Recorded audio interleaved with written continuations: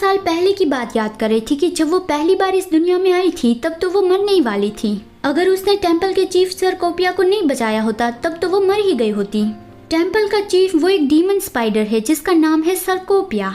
वो लियन के पीछे आया और धीमी आवाज में पूछा कि लियन क्या हुआ। लियन इतना डर गई कि जैसे अभी उसका दिल उसके सीने से बाहर कूद के चला गया। नॉवेल के सारे मेन कैरेक्टर्स बहुत ही अच्छे दिखते हैं और जो बाकी के कैरेक्टर्स हैं वो बहुत ही डरावने दिखते हैं। लियन 5 साल पहले आज के दिन ही यहाँ पे आई थी, तो फिर सरकोपिया ने कहा कि आज हम छोटी पार्टी रखते हैं। लियन ने बहुत ही पोलाइटली मना कर दिया क्योंकि उसे डीमन का खाना खाना अच्छा नहीं लगता। वो चाहने लगी थी लेकिन सरकोपिया ने कहा कि कुछ खाना अपने साथ लेती जाओ। सूखे मेढक है, खून से बनी जेली है, वो खासकर तुम्हारे लिए ही बनाया गया है। तुम यहाँ की बेस्ट हीलर हो तो फिर तुम्हें भूखे नहीं रहना है, खाना खाते ही रहना है। वो बोल ही रहा था तभी लियन वहाँ से चली गई। फिर लियन रास्ते में ड्रिंक करती हुई जा रही थी और शायद वो थोड़ी ड्रंक भी थी। वो ड्रंक हालत में जैसे तैसे चल पा रही थी और बोल रही थी कि मैं जानती हूँ कि फादर सरकोपिया बहुत ही अच्छे पर्सन है, मतलब कि वो बहुत ही अच्छे स्पाइडर है। लेकिन जब वो एक बार बोलना शुरू करते हैं फिर वो बंद ही नहीं होते। पता है मैं अपनी दुनिया में कुछ भी नहीं थी लेकिन मैं वहाँ पे बहुत ही खुश थी। अभी मुझे मॉम डैड की याद आ रही है। तभी उसने किसी को जमीन पे पड़ा देखा कि क्या वो एक इंसान है।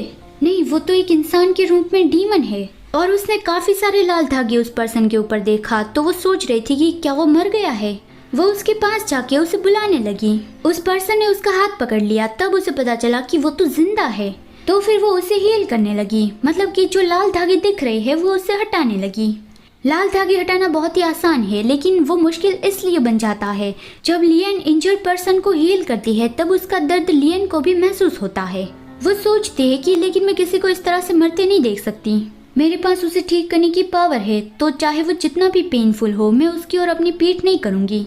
उसने सारे धागे हटा दिए और वो जाने लगी थी और कुछ अच्छा खाने के बारे में सोच रही थी।